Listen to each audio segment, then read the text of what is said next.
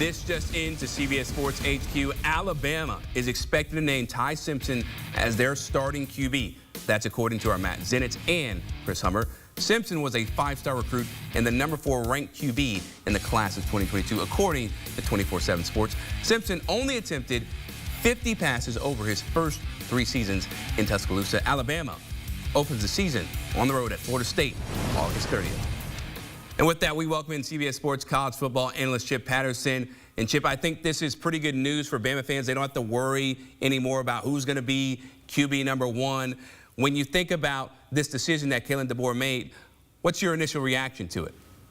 What an opportunity for Ty Simpson. That's really what stands out. I mean, this guy's gone head-to-head with Jalen Milroe in quarterback competitions. He has been a part of the program for a couple years, and he did not transfer out, right? Because that's what the blue-chip quarterbacks do when they don't get their way these days. They just go transfer out. Ty Simpson stuck with it in Tuscaloosa, and now he gets an opportunity to lead an Alabama team that at all of the other positions besides quarterback are loaded up to go compete for an SEC championship and a college football playoff run. I mean, this was really a nice position for any of the quarterbacks, whether it was going to be Simpson or Austin Mack or Keelan Russell. Just the idea that you'd be stepping into a winning situation. I think that playing quarterback for Kalen DeBoer has proven to be a winning situation. I think bringing back offensive coordinator Ryan Grubb is incredibly significant in terms of the outlook for this team. And I think that for Simpson, the thing that ultimately got him the job, that he was able to convince this coaching staff that he is the guy, it's about accuracy. It's about being able to deliver the ball on time, set up the offense and go and limit mistakes.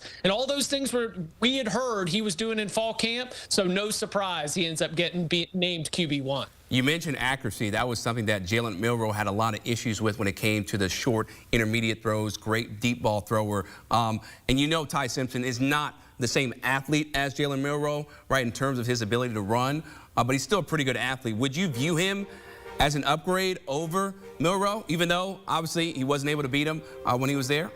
Yeah, I mean, wildly different skill set. You make a great point in terms of the difference in the accuracy, short to medium for Jalen Milroe. But, I mean, Jalen Milroe was legitimately one of the fastest players on the Alabama football team in any position. What he could do in the open field, nobody could go out and match. I think that for Simpson, there's got to be just such great confidence in what you've got up front.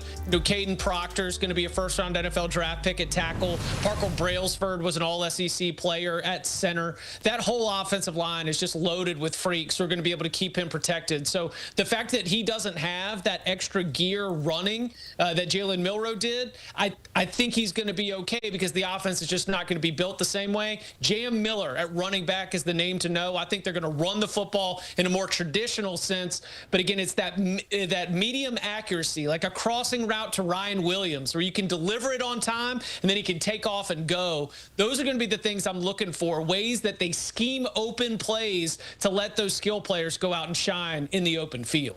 Yeah, so with all this being said, Chip, Bama opens up as the #8 team in the country. How does this new decision affect the way you view that ranking, or does it not change it whatsoever?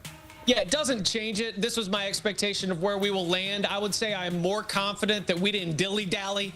We didn't try to work this all the way down to kickoff against Florida State. I like him being able to be the starter for that locker room, to know that he's the starter and then he can handle himself as needed going into the season. So I like Alabama a lot, maybe a little bit more than my colleagues, Chris. They're my pick to win the SEC this year. I think they've got everything to go on a deep run in the college football playoff. But as I envisioned Alabama going on a deep playoff run, and as I picked Alabama to win the SEC, all of that comes with the idea that Ty Simpson was going to be the starter. So again, I'm happy for a guy who in the transfer portal era has stuck with it in Tuscaloosa through coaching change and all, and I'm excited to see what he can do with an offense that I think is set up to succeed. Yeah, it's rare to see that these days in the NIL era, so really excited to see what type of product he puts on the field for Roll Tide. Chip Patterson, we appreciate the time, man.